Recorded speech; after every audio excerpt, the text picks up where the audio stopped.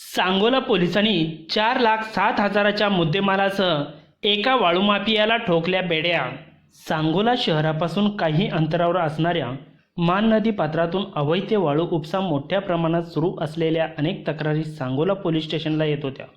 त्या तक्रारीच्या अनुषंगाने वरिष्ठ पोलीस निरीक्षक राहुल देशपांडे यांनी police head constable 1779 Patil, police नाईक 931 बनकर, पोलीस कॉन्स्टेबल 1332 संकेत गोरे यांना खातरजमा करून कारवाईचे आदेश दिलेत। पोलीस निरीक्षक राहुल देशपांडे यांच्या आदेशानुसार police head constable 1779 Patil, police नाईक 931 बनकर, पोलीस कॉन्स्टेबल संकेत भारत गोरे हे पेट्रोलिंग करत असताना खबऱ्यामार्फत माहिती मिळाली की मौजे कडलास येथील गायकवाड वस्ती येथील मान नदी पात्रातून ट्रॅक्टर व डंपिंग ट्रॉलीच्या साह्याने काही इसम अवैध वाळू उपसा करीत असल्याबाबतची माहिती मिळाली। लागलीच वरील पोलिसांनी आपला मोर्चा खबऱ्याने दिलेल्या माहितीनुसार सदरचे पोलीस जात असताना त्यांना एक बिगर नंबरचा लाल रंगाचा ट्रॅक्टर दिसला।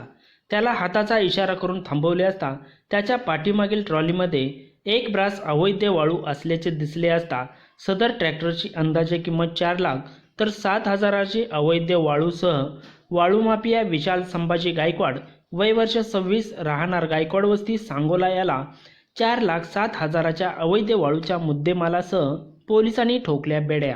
सदरची कारवाई SP Atul Kulkarni, DYSP Basavraj Shivpuje, police निरीक्षक राहुल देशपांडे यांच्या मार्गदर्शनाखाली police head constable 1779 Patil, police नाईक 931 बनकर, पोलीस कॉन्स्टेबल संकेत भारत गोरे यांनी कारवाई केल्यामुळे त्यांचे जनतेतून कौतुक होत आहे।